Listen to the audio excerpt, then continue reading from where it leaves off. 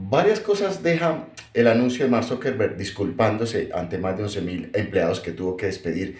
Y es que él confiesa que se emocionó, que pensó que iba a continuar con los mismos ingresos que tuvo en la pandemia, pero resulta que lo que hemos visto y ha pasado con muchas empresas es que las personas volvieron a retomar su hábito de consumo y lo que estaban haciendo en la nube ya no lo están haciendo todo el tiempo, como veníamos haciendo en la pandemia. Obviamente, la gente pudo salir y retomó sus costumbres de consumo.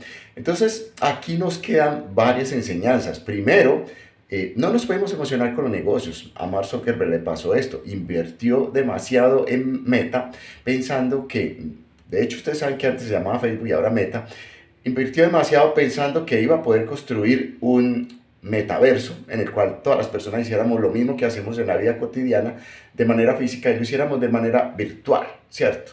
Y resulta que no, la gente empezó a mostrar señales de que no quiere todo el tiempo estar en la virtualidad como se estaba pensando. Y esto también hace que todos los negocios y los empresarios, los emprendedores, todos pensemos, no, entonces no podemos seguir pensando que la virtualidad es la regla, no. La virtualidad tomó mucha fuerza, con la pandemia más, pero hay todavía muchos hábitos de consumo que van a conservarse de la manera que venían antes de la pandemia. Entonces, hay otra cosa que quiero dejar en claro y es que me gusta analizar este tipo de cosas porque pensamos que una inversión siempre es ingreso y no, resulta que inversión en realidad es un riesgo. Cuando uno contrata, por ejemplo, en el caso de nosotros, un abogado, uno está contratando un riesgo, está pagando un riesgo, está asumiendo un riesgo, ¿sí? ¿Cómo lo minimiza? Obviamente contratando a una persona que tenga experiencia y ojalá resultados en lo que está haciendo. Entonces, de esa manera minimizamos el riesgo. Pero no es lo mismo decir que una inversión es igual a un activo. No, porque a veces esa inversión puede retornar activos, pero no viceversa, ¿sí? Entonces, cuando hacemos una inversión, estamos pensando en que vamos a correr un riesgo. De hecho, mire que hay una clasificación que dice alto riesgo. Y estas personas de altos riesgos, como son estas Y Combinator, por ejemplo, en Silicon Valley, son inversores o angel investment, o sea, ángeles inversores, los cuales sí son inversores de alto riesgo, ¿sí?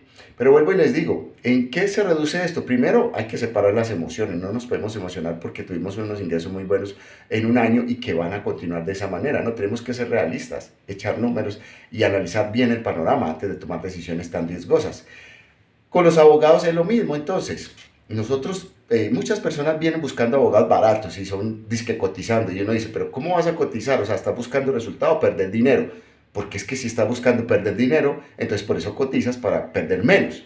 Pero no estás buscando en realidad un abogado, porque no estás buscando realizar una inversión en la cual minimices esos riesgos, sino que por el contrario estás buscando perder dinero y que sea lo más poco. Eso no tiene nada de sentido para mí. Las personas que buscan cotización en realidad no saben cómo funciona el derecho, ¿sí?